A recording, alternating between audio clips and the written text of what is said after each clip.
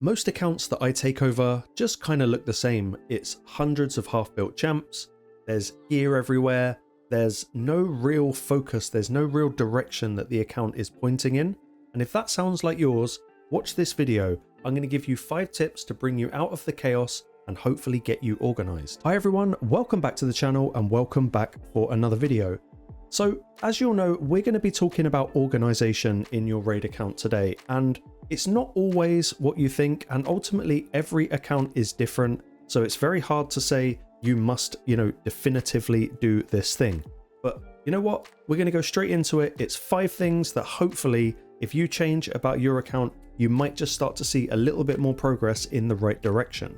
Guys, before we go ahead, there will be a promo link. It's going to be in the pinned comment as well as the description of this video. If you're looking for a fresh start in raid, maybe you just want to recommend the game to a friend, it's going to get you off to a solid head start with the likes of Elenaril, Fayne, Uugo and Tagoar as you level up your account.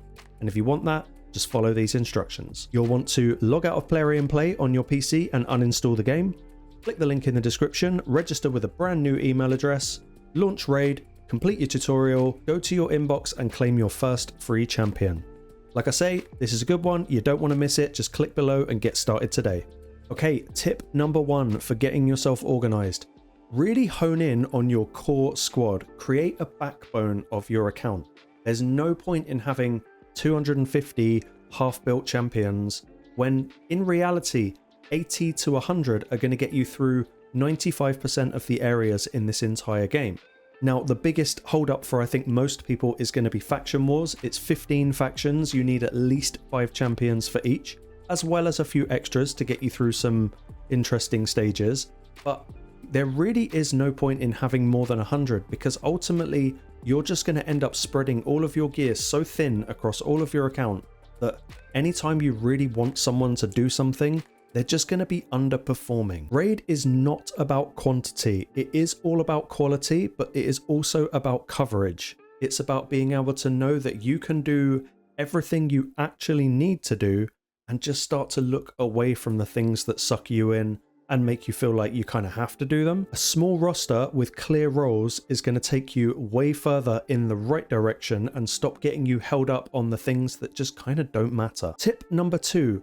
Organize by content, not by champion. Don't ask yourself, is this champion good? Is he the best at this? Is he the best at that? Is it? All you ever need to know is where can I actually fit this champion in and where are they actually going to benefit my account? Break down your account into little kind of sections. You're going to need a clan boss team. You're going to need dungeon teams. You're going to need Hydra teams, faction wars, all of the above. If a new champion that you've just pulled doesn't strengthen one of those areas, then just pop them in the vault and just wait a bit. You don't have to build them straight away. And I think one of the best ways you can make life easy for yourself is to use saved team presets. Now, as you can see here, I've got mine labeled very, very clearly. I've got clan boss there. I know that it's all affinity, all difficulties, it's going to work. There's my Dragon 10 hard team, Ice Golem hard, Spider, etc, etc. I've got my teams organized. That's what I need. If you've got a gap here, then that's where you should be focusing next. Not on the shiny new legendary you just pulled.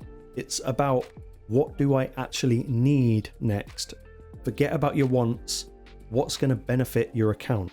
Tip number 3, gear for purpose, not just for quality. What do I mean by that? Stop stacking things just because they're shiny. A mythical weapon is only good if the substats are good. Otherwise, you never know, a rare might actually be better. Don't get suckered in just because something's got a red border around it or a gold border around it. It's the same with gear, it's the same with champions. Just because a mythical champion is there, it doesn't actually mean they're going to be any good, and it's always going to be dependent on the gear that you put on them. I think gear is where most accounts kind of fall apart. Kind of tying back into the previous things I've said, you spread your account so thin that you just have so much of it, it's almost impossible to stay on top of it and actually organize it. Organization actually means every item on my account has a destination. If this is not going on Hydra or not going on this, then it is essentially just wasted space, and you shouldn't be afraid to delete it simply just because it's mythical or legendary. The color doesn't matter, the stats and the synergy matter absolutely every single time. And you know what?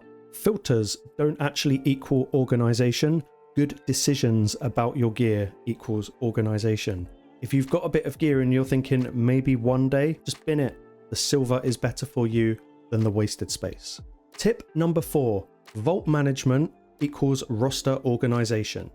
Your vaults should not just be graveyards. They should essentially be filing cabinets. The way I work mine is, whilst my reserve is full of the sort of dupes for faction guardians, I have a list of champions up here that I'm just not ready to use yet. Obviously none of them have got gear on them because they can't have gear in the reserve vault, but when I'm actually ready to build one of these champions, maybe I want to build this guy here, I will move him across to my master vault and then he can stay in there for a little while.